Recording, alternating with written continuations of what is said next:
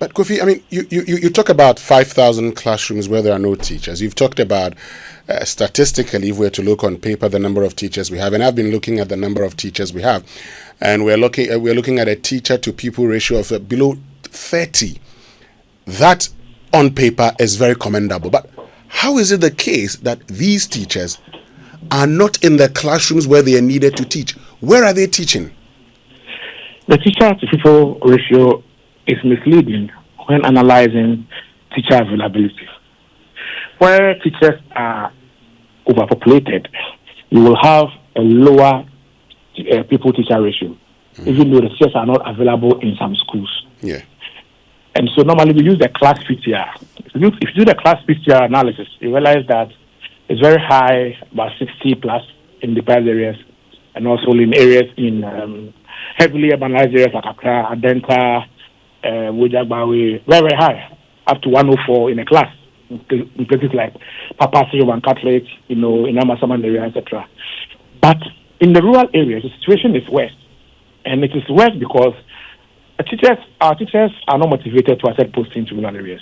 Now, let me review interventions by government, past and present, to resolve this issue and how far we have come. In the education reform of 2006, it was recommended that deprived area allowances be given to teachers who accept to teach in these areas to attract them. Since then, as we speak, it has never been implemented. And so if a teacher accepts to go and teach in that area, they will receive the same 3,000 cedis or so as a teacher who accepts to teach near his house, let's say in Medina. So there's no motivation for someone to travel all the way there to teach. In other jurisdictions, you'll be getting between 20 or 40% more of your salary as motivation to teach there. Because once you are teaching there, you are deprived of other social and economic opportunities simply because you are in that area. So I want to emphasize that this current government has had in its manifesto at least 2-3 times the introduction of a deprived teacher area allowance. In this manifesto, it is there.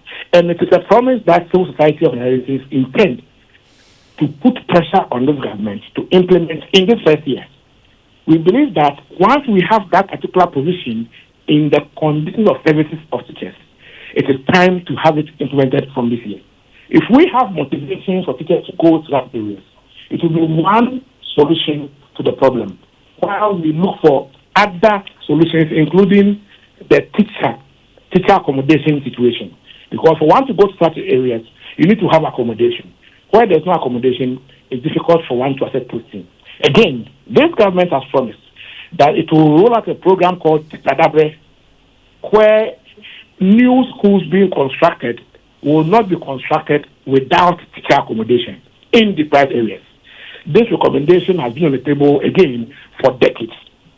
And so we intend to work closely with teacher unions to demand accountability from the government to ensure that not only are new schools to be constructed going to have the full component of teacher accommodation in such deprived areas, but also efforts are made to provide teacher accommodation facilities in existing schools in these deprived areas. Without teacher accommodation motivation, we can seek all the drama in the world. No trained teacher will willfully go and teach in those areas.